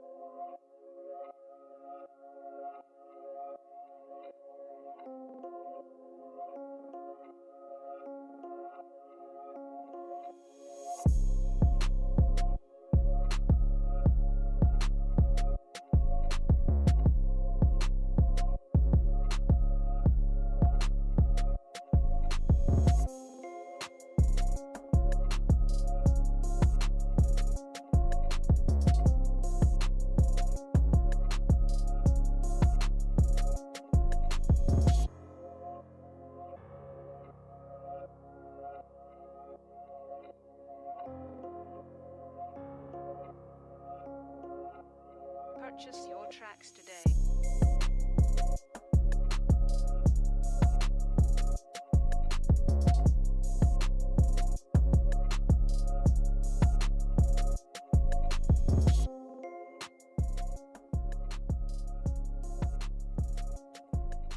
right, welcome back to the show. Right now, we're going to go to the phone line. Join us right now on the phone line. She plays for the Cleveland Heights Tigers. She's been kind enough to join us tonight. Her name is Hayley Sims. Hayley, how you doing tonight? I'm doing good. How you doing tonight? Doing good. Thank you so much. And again, thanks for taking time out. I know you just got off work, so we appreciate you coming on. Thanks for having me. All right, so let's get right into it now. So you guys are off to a great start, 13-2, coming off a win against Euclid. What's been the most important part, I should say, of this great start for your team? I think I would say like preparing. Like it start right before the game, like the preseason. We go all the way back to August. You know what I'm saying? Going to training camp. We just we built the chemistry and a bond, and ever since then, we started off with a bad start opening night, but ever since then we've been rolling. Can you talk about Hayley, your leadership role on that team and how important that is to you? It's something that I'm still learning to get better at every single day. As a freshman, I was the only freshman starting varsity, so I had a lot of people who was able to uplift me. As a lot of seniors when I came in, so something that I'm just embracing more and more every day, and it's very important to lead. Not even the members on varsity, but others watching as well as freshmen and JV. Just doing the best I can as far as that, being vocal, leading by example, and vocally as well. Now, what about your relationship that you and Coach Battle have? Can you talk about that and what that means to you as well?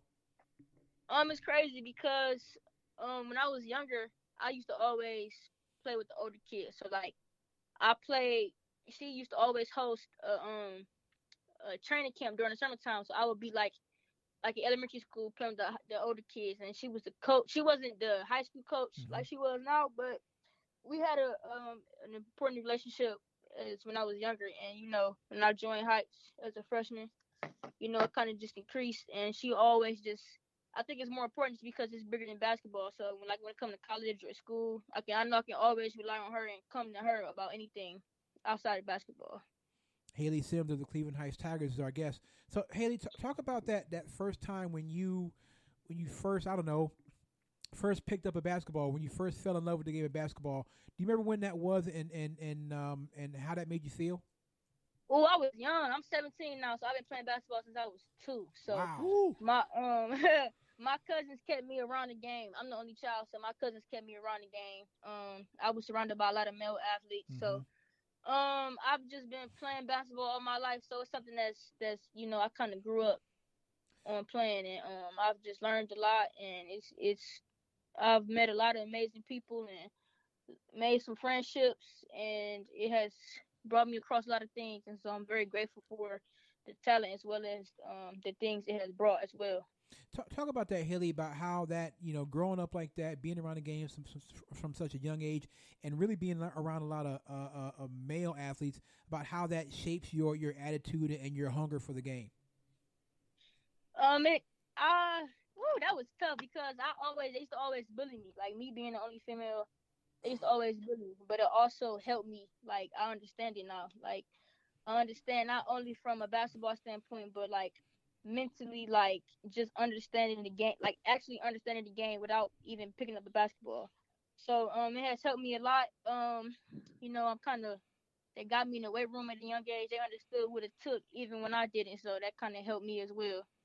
Now, how do you balance, Hayley, your basketball schedule, your academics, and working a job? How do you juggle all that and still find time for yourself and find time to rest? Ooh, it's hard. That's a good question. It's hard. That's hard.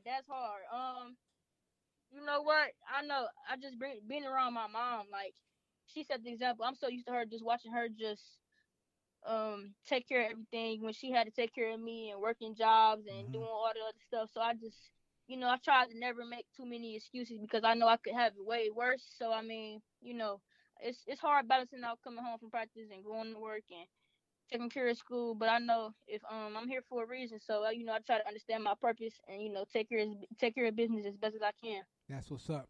Now, can you piggyback on that? I know you were talking about your mom. Can you talk about your family structure and not just your mom, but other family members and how their support has helped you get to this point? Without them, I wouldn't be here. Like I done had a lot of questions, like questioning within myself, like just asking. Basketball has brought a lot of ups and downs and highs and lows, and without them, I wouldn't be able to get through them lows and the mental breakdowns that it come with it. So I'm very thankful and blessed for them.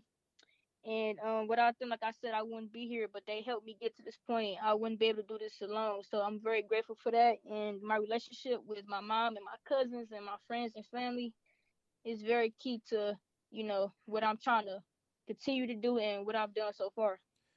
How do you handle the attention, Hayley? I know it's probably growing, as you guys have success and you're kind of at the forefront more. How do you handle that, and how do you enjoy that, but still, keep yourself humble?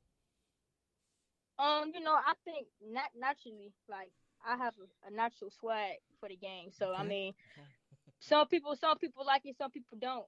But you know what I'm saying? I've just always learned to stay true to myself and just always be myself no matter what. So I know, like, whenever you do something good, you always gonna get rewarded for it. And come with the type of player I am, when you do something bad, you're gonna hear about it. So I learned at a young age too, like being able to taking out what you ditch out. So like if you're gonna say this, just know it come with that. So just understanding that all this come with it, and it come with the territory of being great. You know, like watching LeBron always revert to that series when he lost to Dallas in 2011. How like everybody was just wanting him to fail and all that. I just kind of go back to that and how he just came back. It's all about how you come back. Always just saying how it's always you respond. So I try to keep that in mind and always understanding that anything can be taken from you no matter what at any given moment. So never getting too high, never getting too low. Instead of staying level headed and keep praying. Yeah, young lady's a student That's of the game. truth right there, Student of the game right here. Yes, sir. Now, can you now? I don't know if I was looking at it, I didn't see anything about it. Have you had any contact with any colleges? Any talk to any schools about going to the next level? Have you been in contact? How's the recruiting process going for you, if it's going at all? Yeah, the college recruiting process has been stressful. During the summertime, there wasn't a lot of movement, but I've been playing pretty well so far in high school so far. So I've been in touch with a couple coaches, and but I haven't made any decisions as to where I would like to go.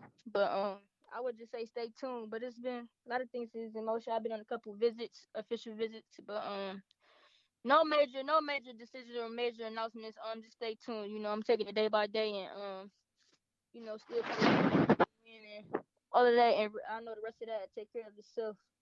That's what's up. Now I'm going to ask you, because it's like a tradition on this show. I have to ask you because one of our staff members is an alumni. Have you had any contact at all with Bowling Green? Bowling Green, I have not. I have not. Man, I need to get on that, man. I need to call the scouting department. Do whatever I need to do to get you to Bowling Green. All right, come on, E, get on them, man. That's what's up. That's a great school. I've been down there. It's a great campus, a great field. It's close to home, but I haven't been in touch with them yet. Hey, Hayley, I got one question for you. I mean, it's just we just having fun here.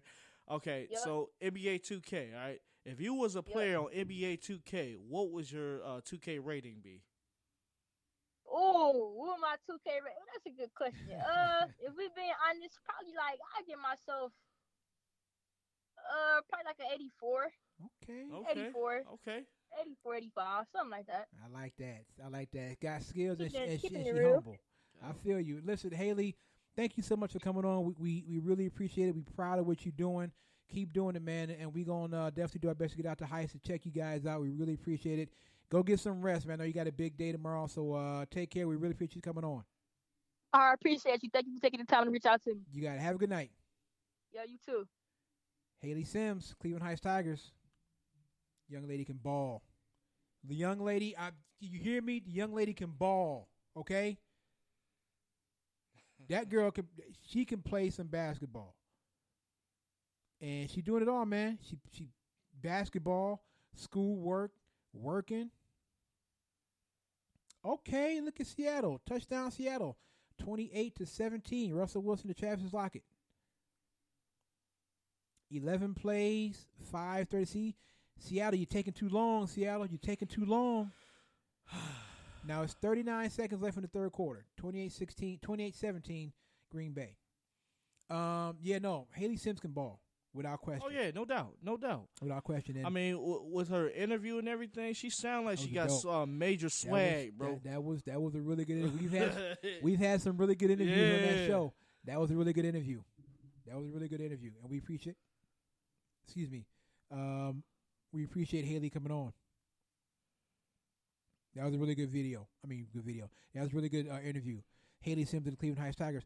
Again, it's people. I don't think people understand how hard it is and what it takes.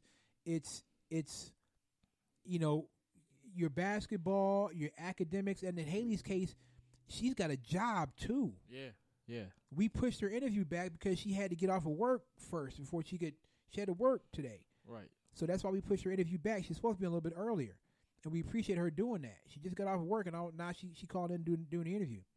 So we had to push her interview back. But I don't think people really understand that these young people, man, they're not just playing sports and then that's it. A lot of these people, young men and women, have to hold it. Someone have to hold it down at home. Again, Hayley's got a job. It's all of it, man. It's like a juggling act. And if you're as good as Hayley Sims, you have to find that balance between all of it to get yourself some rest. So 39 seconds left in the third quarter. 28-17 Seattle. 28-17 Green Bay over Seattle. So we got a good one going here. Look, whatever way these games go, these NFL playoffs have been super entertaining. And you have great quarterbacks still playing. Jimmy Garoppolo, Patrick Mahomes. You have what Ryan Tannehill might be comeback player of the year, leading the Tennessee Titans the way he is. I agree. And you have heartbreak for two young quarterbacks who will get there. Deshaun Watson and Lamar Jackson. Deshaun Watson and Lamar Jackson they're gonna get there. But like I said earlier, you got to take your lumps, man, as a young player in this league. It's rare to have a young player in this league just come in and just start dominating any and everything from the jump. You have to take your lumps. This is the National Football League. This is the best of the best. It don't get no higher than this as far as the talent level. It doesn't get any higher than this. And you have to come in. These guys, especially these veterans, they're not trying to let you come in here and just rush out over them and beast on them. No. Especially if you're a young player like a Deshaun Watson, like a Lamar Jackson, even a Patrick Mahomes. Mm-hmm. They try to knock you down a notch or three. They're trying to humble you. The good thing is, guys like Lamar Jackson and Deshaun Watson, they can handle it. Lamar Jackson has shown us his humility already and what kind of young man he is and what keeps him focused and what keeps him grounded. He's already shown us that. And so I think Lamar Jackson will be fine. I think Deshaun Watson will be fine. Both of those young men will be fine. Patrick Mahomes is going to be fine. Then we got a caller. All right. All right, we're going to go to the phone line. Who's calling? What's up? Hello? Oh, sorry. Oh, my God. Haven't called in a while. Juanita! Juanita, how you doing? I'm good. How are you doing? I'm doing fine. What's going on tonight? Huh? What's going on tonight? Nothing.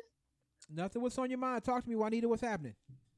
So how come I wasn't y'all special guest last week for y'all 100 episode? Juanita, you don't need no invite, and you got an inside. You got an inside source here on this show. You might want to talk to your inside source about that one. You don't need no invite to come on this show at all.